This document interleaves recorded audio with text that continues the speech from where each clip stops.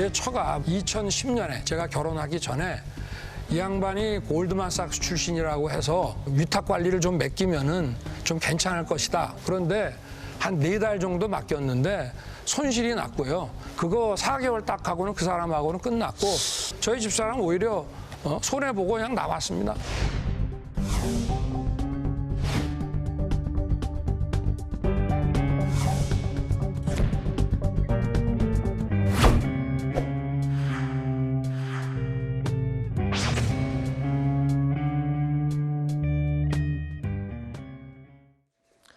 이번 순서부터는 백성문 변호사가 함께 저희와 이야기해 보겠습니다. 고맙습니다. 아유, 죄송합니다. 반갑습니다. 네, 안녕하세요. 반갑습니다.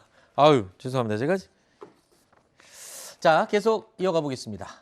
자, 이재명 후보와 관련된 새로운 의혹이 또 제기됐습니다. 이재명 후보가 지난 2017년 지난해 진행됐던 이 민주당 경선에서 사용했던 정치자금 일부가 페이퍼 컴퍼니로 의심되는 이곳으로 흘러들어갔다라는 내용인데요. 지난해 민주당 경선 전후로 이재명 후보 측은 26억 8천만 원 정도의 자금을 사용한 것으로 알려져 있습니다. 그런데 이 금액 가운데 일부 약 1억 6,300만 원이 경호를 목적으로 설립된 한 신생업체에 지급이 된 것으로 확인이 됐는데요.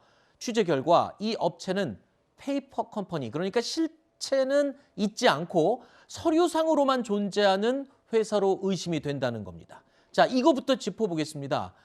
자, 어떤 이유에서 이재명 후보 측이 1억 원 넘게 지급한 회사가 페이퍼 컴퍼니로 의심이 된다는 건지 그 부분을 먼저 설명을 해주시죠. 일단 이 업체가 설립된 날이 2021년 7월 6일입니다. 그러니까 민주당 경선 이후 시작하고 8일 만에 생긴 회사인데, 그러니까 일단 그 피혁이랑 왜 계약했지가 첫 번째 의문이고, 두 번째는 이제 이 회사에 실체가 있느냐가 문제 아니겠습니까? 네. 그래서 이 설립 등기에 있는 1차 주소지로 가보니까 그곳에는 사무실이 없었습니다. 아하.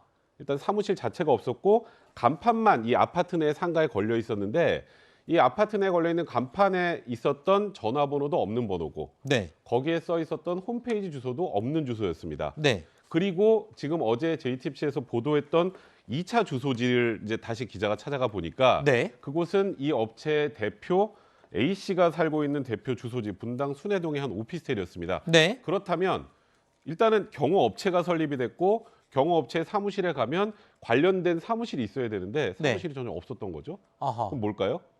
그걸 보통 우리가 페이퍼 컴퍼니라고 합니다.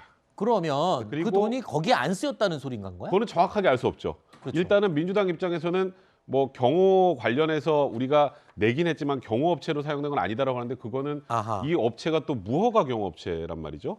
근데 그것도 문제가 되는 건가요? 그것도 문제가 될 수 있죠. 그러니까 현장에서 인원이 부족할 때 배치하는 명목이라는데, 네. 통상적으로 당내 경선에서 경호업체를 계약해서 진행한 사례들은 그렇게 흔치 않은 그런 사례이기 때문에 더 논란이 되는 거죠. 지금 민주당 측에서는 페이퍼 컴퍼니에 지출됐다는 의혹에 대해서 이렇게 얘기합니다. 가격 비교를 통해서 가장 합리적인 가격을 제시한 업체와 계약을 체결한 것이다라고 해명을 했는데, 지금 백 변호사 얘기 들어보면 사무실도 없고 지금 실제로 경호비로 지급한 건지 다른 목적으로 쓴 네. 건지도 확인이 지금 불가능한 상태다. 맞습니다. 그렇다면 충분히 문제가 될 수 있는 상황이겠군요. 그리고 만약에 민주당 선대위 공보단에서 얘기한 것처럼 여러 업체와 가격 비교를 했다면 그 자료를 제출하셔야 될 텐데, 아, 그래요? 그 자료는 제출하지 않으시고 저렇게 말을 하는 그런 상황인데, 문제는 뭐 또 다음에 나오겠습니다만 과거 2017년 대통령 경선 때도 비슷한 일이 있었어요. 아, 그때 당시 대선 때? 네, 그때도 당내 경선에서 네. 또 경호업체와 계약을 했었는데 이재명 후보 캠프에서. 근데 문제는 그때도 거의 비슷합니다. 아, 그래요? 그 회사도 가보면 아무것도 없었고 그 회사 역시 페이퍼 컴퍼니로 의심을 받고요. 네. 더 큰 문제는 이번에 그 경호업체 대표가 2017년에 그 경호업체 그 안에 있는 사내이사였어요. 아하. 그러니까 이 두 개가 또 연동돼서 같이 예전의 업체와 지금 업체가 사실상 동일 업체가 아닌가라는 그런 의혹까지도 제기가 된 상황입니다. 그때 당시에 이 입찰에 함께 참여했던 경쟁업체라면은 분명히 그 해당 업체를 기억을 할 수 있을 텐데 말입니다. 자, 이 부분도 계속 논란이 확산이 될지 지켜보겠습니다.